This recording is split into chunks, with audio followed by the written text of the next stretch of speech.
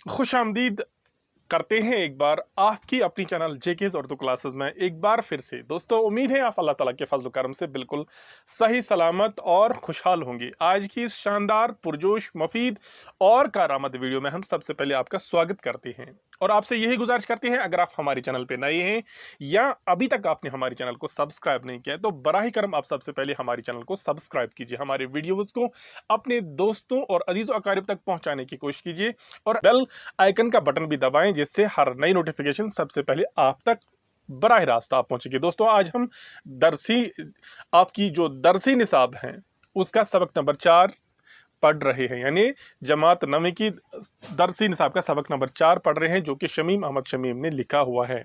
शमीम अहमद शमीम अपने दोस्त अब्दुल कादिर दीवान के बारे में लिखते हैं कि पहले इस बात का तज़किरा करते हैं कि शमीम अहमद शमीम कहते हैं कि मैं मौत से नहीं घबराता, मैं मौत से नहीं डरता, लेकिन इस बात से डरता हूं कि मेरे मरने के बाद मेरे अजीज़ व अकारिब और बीवी बच्चे दोस्त अहबाब मुझे उसी तरह बुला देंगे जिस तरह मैंने अपने वालिद साहब को, अपने भाई को और अपने अजीज़ तरीन दोस्त अब्दुल कादिर दीवान को बुला दिया।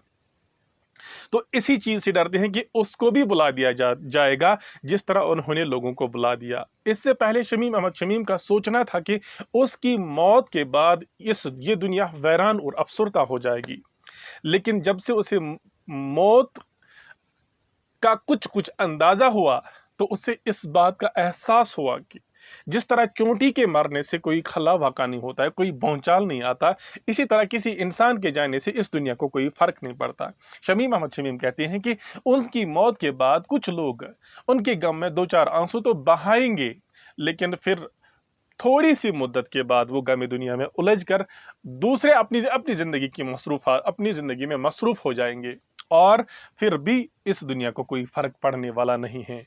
शमीम अहमद शमीम ये भी कहते हैं कि उनका ये सोचना कि मरने के बाद उन्हें कोई याद नहीं करेगा और इस उनके डरने की वजह से उनकी मौत को कोई रोक नहीं सकता, उनकी मौत फिर भी आएगी।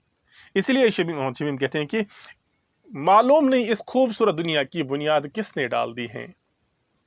अगर इस दुनिया को कोई लाख बिगाड़ना चाहता है और कोई लाख बिगाड़ता है, फिर भी इस दुनिया की खूबसूरतियां, फिर भी इस दुनिया की रहनाइयां नहीं बदल जाती हैं। ये बिल्कुल खूबसूरत, इस दुनिया को कोई फर्क नहीं पड़ता। शमीम अहमद शमीम अपने दोस्त के बारे में कहते हैं कि 5 मई को उनके अजीज तरीन दोस्त अब्दुल कादिर दीवान का इंतकाल हुआ था। एक नागहानी मौत हुई थी। नागहानी मौत कैसे हुई थी कि वो शुपियान से श्रीनगर आ रहे थे और अचानक रास्ते में उन पर आसमान से बिजली आ गिरी और उनका इंतकाल इसी हादसे में हुआ। और कहते हैं कि शमीम अहमद शमीम, मैं अपने दोस्त का इंतजार कर रहा था, लेकिन वो आखिरी सफर के लिए रवाना हो चुके थे। आगे क्या पढ़ना है हमें, यहां तक हम कल पढ़ चुके हैं। आज क्या हम पढ़ने वाले हैं? आज पढ़ने वाले हैं कि दीवान साहब की मौत से पहले भी मुझे मौत की बेरुखी, बेमुरवती और बेरहमी का कुछ कुछ अंदाजा था। 16 साल की उम्र में मैंने बाप का सदमा उठाया और फिर चंद साल बाद अपने बड़े भाई का गम, लेकिन वालिद साहब एक तवील बीमारी के बाद इंतकाल कर गए।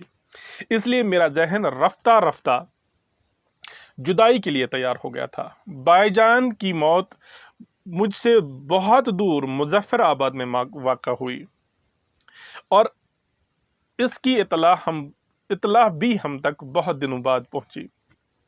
इसलिए इस गम ने मेरी रूह को झंझोड़ कर रख दिया, घायल नहीं किया। लेकिन दीवान साहब की इंतहाई गैर मुतवक्का और बेवक्त मौत ने जिंदगी पर मेरे एतबार की बुनियाद हिलाकर रख दी। तो कहते हैं दीवान साहब, शमीम अहमद शमीम कहते हैं कि दीवान साहब की मौत से पहले मुझे मौत की बेरुखी का अंदाजा हुआ था, बेमुरवती और बेरहमी का कुछ कुछ अंदाजा हुआ था। जब वो 16 साल की उम्र के थे तो उनके वालिद का इंतकाल होता है, उनके बाप का इंतकाल होता है और फिर चंद साल बाद शमीम अहमद शमीम के बड़े भाई का इंतकाल होता है। कहते हैं उनके वालिद का जो गम था वो रफ्ता रफ्ता इस चीज़ के लिए तैयार हुए थे क्योंकि वो एक तवील बीमारी में मुब्तला थे, एक طویل وقت تک بیمار تھے۔ اس بیماری کی وجہ سے ان کا ذہن رفتہ رفتہ اس چیز کے لیے تیار ہو گیا تھا کہ وہ اگر ان کا انتقال ہوا اور وہ جدائی کے لیے اس سے پہلے ہی تیار ہو چکے تھے، کیونکہ ایک طویل مدت کے بعد طویل مدت تک ایک انسان بیمار رہتا ہے تو بہت مشکلات کا سامنا کرنا پڑتا ہے۔ لہٰذا ان کا ذہن اس چیز کے لیے تیار ہو چکا تھا کہ ان کا اگر انتقال ہی ہو جائے، یعنی اگر ان کے والد کا انتقال ہوا، وہ اس چیز کے لیے آلریڈی تیار تھے، وہ اپنے والد کی جدائی کے لیے تیار ہو چکے تھے۔ دوسری بات یہ کہ ان کے بھائی جان کی موت ان سے بہت دور مظفر آباد میں ہوئی، اور اس کے موت کی خبر ان تک بہت دنوں بعد پہنچی، اس لیے انہیں تکلیف تو پہنچی لیکن اس زخم نے انہیں گھائل نہیں کر دیا۔ آخر پر کہتے ہیں جب انہوں نے دیوان صاحب کی غیر متوقع اور بے وقت موت کی خبر سنی تو انہیں زندگی پر سے اعتبار ہی اٹھ گیا۔ انہیں لگا کہ زندگی بس اب یہیں تک تھی، کیونکہ جب دیوان عبد القادر کی موت اور غیر متوقع موت، جب دیوان عبد القادر انتقال کر سکتے ہیں، مر سکتے ہیں، تو اس دنیا میں پھر رہنا ہی فضول ہے۔ یہ شمیم احمد شمیم کا سوچنا تھا۔ آگے کیا کہا گیا ہے؟ اگر دیوان صاحب مر سکتے ہیں تو پھر کوئی بھی مر سکتا ہے۔ میں نے اپنے ذہن میں یہ فیصلہ کر لیا کہ میرا خیال تھا کہ میں انہیں کبھی بلا نہ سکوں گا، ان کی وجہ سے میری زندگی میں چھوخلا پیدا ہو گیا تھا، وہ کبھی پورا نہ ہو سکے گا۔ میں نے سوچا تھا کہ وقت گزرنے کے ساتھ ساتھ ان کی یاد کمزور پڑنے کے بجائے زیادہ شدید ہوگی، اور زندگی کے ہر اہم اور نازک موڑ پر وہ اپنی یاد دلاتے رہیں گے۔ میں نے شعوری طور پر ان کی یاد تازہ رکھنے کا اہتمام کیا تھا۔ میں نے اپنے لکھنے کی میز پر ان کی ایک فریم شدہ تصویر سجا دی تھی، اور میں ہر سال 5 مئی کو آئینہ میں ان کے متعلق اپنے تاثرات قلم بند کرتا تھا۔ شمیم احمد شمیم فرماتے ہیں کہ جب دیوان عبد القادر مرحوم مر سکتے ہیں تو پھر کوئی بھی مر سکتا ہے، کیونکہ ان کی ایسی حیثیت، جب ایک ایسی ہستی کا انتقال ہو سکتا ہے پھر کوئی بھی دنیا میں کبھی بھی مر سکتا ہے۔ آگے کہا گیا ہے کہ ان کی وفات کے بعد، ان کے موت کے بعد انہوں نے یہ فیصلہ کر لیا تھا کہ اب جس طرح وہ شمیم احمد شمیم کے ساتھ گہرے تعلقات رکھتے تھے، اس لیے انہوں نے کہا کہ یہ جو ایک جدائی سی ہوئی ہم دونوں میں، اس لیے انہوں نے اپنی جو ان کی لکھنے کی میز تھی ان پر انہوں نے شمیم احمد شمیم کی تصویر رکھی تھی، فریم شدہ تصویر رکھی تھی۔ کس لیے رکھی تھی؟